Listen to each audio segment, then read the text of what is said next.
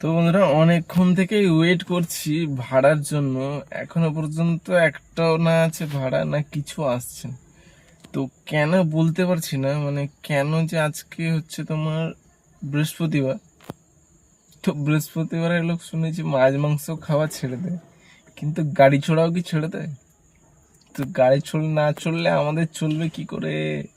তাড়াতাড়ি বুক করো উবারে, সবাই উবারে তাড়াতাড়ি বুক করো। অনেকক্ষণ থেকে বসে আছি, 11টা থেকে সেক্টর 5-এ বসে আছি। এখনো পর্যন্ত না কোনো অর্ডার আছে, না কোনো কিছু। মানে বুঝতেই পারছি না যে কেন অর্ডার আসছে না।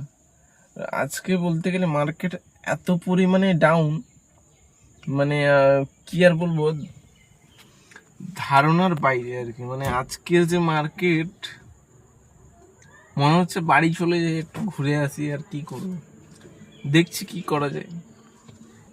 কেননা এরকম চললে তো কাজ করতে ইচ্ছেও লাগবে না। একটা কাজ করলে কি হয় না, মনটা ভালো থাকে 1 নম্বর। তো মন ভালো থাকলে কাজ করতেও ইচ্ছা লাগে। তো কাজ যত হবে তত কাজ করতে আরো বেশি ইচ্ছা লাগবে এবং পয়সা বেশি ইনকাম হবে।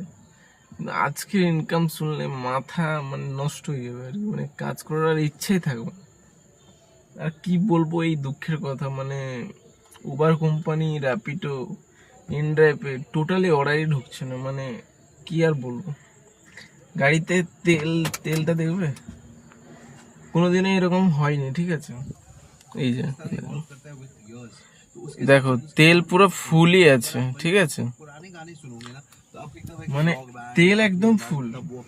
তেল এতক্ষণে অর্ধেক হয়ে যাওয়ার কথা, এখনো অর্ধেক হয়নি। মানে গাড়ি বলতে গেলে গড়াইও নি, মানে হাইয়েস্ট হলে 20 থেকে 30 কিলোমিটারের ভিতরে গাড়িগুলো আছে।